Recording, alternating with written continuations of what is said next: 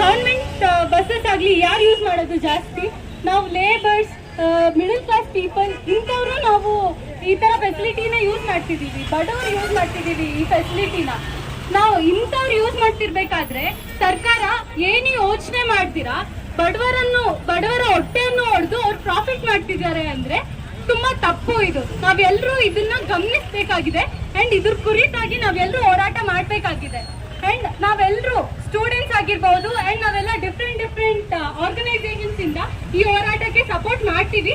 ಎಲ್ಲಿವರೆಗೂ ಅಂದ್ರೆ ನಾವು ಈ ಹೋರಾಟದಲ್ಲಿ ಗೆಲ್ಲುವರೆಗೂ, ಈ ದರ ಏರಿಕೆ ಎಲ್ಲ ಇಳಿಯೋವರೆಗೂ ನಾವು ಇದರಲ್ಲಿ ಹೋರಾಟ ಮಾಡ್ತಾನೆ ಇರ್ತೀವಿ. ಬಡವರನ್ನ ಹೊಟ್ಟೆ ಹೊಡೆದು ಇವ್ರು ಪ್ರಾಫಿಟ್ ಮಾಡುವಂತ ಸರ್ಕಾರ ನಮಗ್ ಬೇಕಾಗಿಲ್ಲ. ಅಂಡ್ ಅವ್ರು ಮಾಡುವಂತ ಪ್ರಾಫಿಟ್ ಇಂದ ನಮ್ಗೇನು ಉಪಯೋಗ ಇಲ್ಲ. ನಾವು ನಮ್ಮ ಡೈಲಿ 2 ರೂಪಾಯಿ ಹೆಚ್ಚಾದ್ರೂ ಡೈಲಿ ಎಷ್ಟು ನಷ್ಟ ಗೊತ್ತಾ? ನಮ್ಮ ಬಡವ್ರ ಮನೆಗೆ ನಾವು ದುಡಿಯೋದು ಎಷ್ಟು? ಮಿಡಿಲ್ ಕ್ಲಾಸ್ ಪೀಪಲ್ ಮತ್ತೆ ಬಡವರು ಚಿಕ್ಕ ಪುಟ್ಟ ಕೆಲಸ ಮಾಡ್ಕೊಂಡು ತಿನ್ನೋರ್ಗೆ ಎಷ್ಟು ತುಂಬಾ ತೊಂದರೆ ಆಗುವಂತ ಕೆಲಸ ಮಾಡ್ತಿದೆ ಸರ್ಕಾರ. ಏನು ಯೋಚನೆ ಮಾಡ್ತೀರಾ ಈ ತರ ಕೆಲಸ ಮಾಡ್ತಿದೆ ಸರ್ಕಾರ. ತುಂಬಾ ತಪ್ಪಾದ ನಿರ್ಣಯವನ್ನು ತಗೊಂಡಿರುವ ಸರ್ಕಾರ ಈಗಲೇ ಅವರು ಏನ್ ಡಿಸಿಷನ್ ತಗೊಂಡಿದ್ದಾರೋ ಅದನ್ನ ವಾಪಸ್ ತಗೊಳ್ಳೇಬೇಕು. ಇದನ್ನ ನಾವು ವಿದ್ಯಾರ್ಥಿನಿಗಳು ಎಲ್ಲರೂ ಇದನ್ನ ನಾವು ಖಂಡಿಸ್ತೇವೆ. Thank you.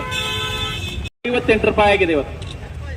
ಹಾಗೇನೆ ಎಲ್ಲವೂ ಕೂಡ 10 ರೂಪಾಯಿ ಬಸ್ ದರ ಇದೆ, 12 ರೂಪಾಯಿ ಆಗಿದೆ.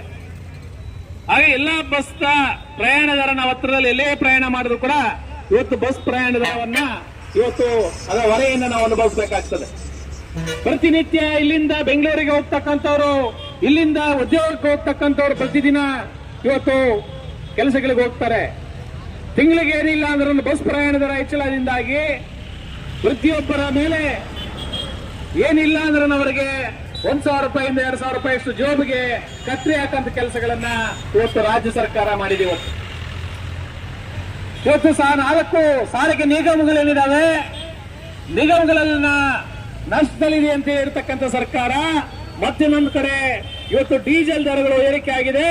ಹಾಗಾಗಿ ನಾವು ಇವತ್ತಿನ ಮಾರುಕಟ್ಟೆ ದರ ಅನುಗುಣವಾಗಿ ಬೆಲೆ ಏರಿಕೆ ಮಾಡ್ತಿದ್ದೀವಿ ಇವತ್ತು ಅಂತೇಳಿ ಹೇಳ್ತಿದ್ದಾರೆ. ಇವತ್ತು ಅದರ ವಾಸ್ತವಾಂಶವಾಗಿ ಇವತ್ತು ಡೀಸೆಲ್ ಮೇಲೆ ಅಥವಾ ಪೆಟ್ರೋಲ್ ಮೇಲೆ ಇರತಕ್ಕಂತ ತೆರಿಗೆ ಇವತ್ತೊಂದು ಕಡೆ ಕೇಂದ್ರ ಸರ್ಕಾರ ಅಂತಾರಾಷ್ಟ್ರೀಯ ಮಾರುಕಟ್ಟೆಯಲ್ಲಿ ಬೆಲೆಗಳು ಕಡಿಮೆ ಇದ್ರೂ ಕೂಡ ಬೆಲೆ ಇಳಿಕೆ ಮಾಡೋ ಬದಲಾಗಿ ಇವತ್ತು ನಿರಂತರವಾಗಿ ಕೇಂದ್ರ ಸರ್ಕಾರ ತೆರಿಗೆಯನ್ನು ಹಾಕ್ತಾ ಬರ್ತಾ ಇದೆ.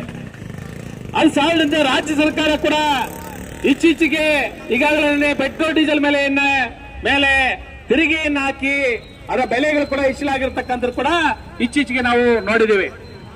ಒಂದು ಕಡೆ ಕೇಂದ್ರ ಸರ್ಕಾರ, ಒಂದು ಕಡೆ ರಾಜ್ಯ ಸರ್ಕಾರ ಪೆಟ್ರೋಲ್ ಡೀಸೆಲ್ ಮೇಲೆ ಹಾಕ್ತಿರ್ತಕ್ಕಂಥ ತೆರಿಗೆಯಿಂದಾಗಿ ಈಗಾಗಲೇ ಪೆಟ್ರೋಲ್ ಡೀಸೆಲ್ ಬೆಲೆಗಳು ಹೆಚ್ಚಲಾಗಿದ್ದಾವೆ. ಅದರಿಂದಾಗಿ ಇವತ್ತು ಅಗತ್ಯ ವಸ್ತುಗಳ ಬೆಲೆಗಳು ಕೂಡ ನಿರಂತರವಾಗಿ ಹೆಚ್ಚಲಾಗ್ತಿದ್ದಾವೆ ಇವತ್ತು. ಆದ್ರೆ ಇವತ್ತು ಸರ್ಕಾರ ಸಾರಿಗೆ ನಿಗಮಗಳ ಮಣ್ಣುಗಳೇನಿದ್ದಾವೆ, ಈ ನಿಗಮಗಳು ಖರೀದಿ ಮಾಡತಕ್ಕಂತ ಡೀಸೆಲ್ ಏನಿದೆ, ಆ ಡೀಸೆಲ್ ಒಳಗಡೆ ಏನು ಡೀಸೆಲ್ ಬೆಲೆ ದರ ಇದೆ ಅದಕ್ಕಿಂತ 1 ರೂಪಾಯಿ 2 ರೂಪಾಯಿ ಜಾಸ್ತಿ ಕೊಟ್ಟು ಖರೀದಿ ಮಾಡ್ತಿದ್ದಾರೆ ಸರ್ಕಾರಿ ಸಾರಿಗೆ ನಿಗಮಗಳು. ಹೊರಗಡೆ ನಮಗೆ 86 ರೂಪಾಯಿ ಸಿಕ್ಕಿದ್ರೆ ಡೀಸೆಲ್, ಇವತ್ತು 4 ನಿಗಮಗಳೇನಿದಾವೆ, 4 ನಿಗಮಗಳಲ್ಲಿ ಇವತ್ತು ಡೀಸೆಲ್ ಎಷ್ಟು ರೂಪಾಯಿ ಖರೀದಿ ಮಾಡ್ತಾ ಅಂದ್ರೆ 1 ರೂಪಾಯಿ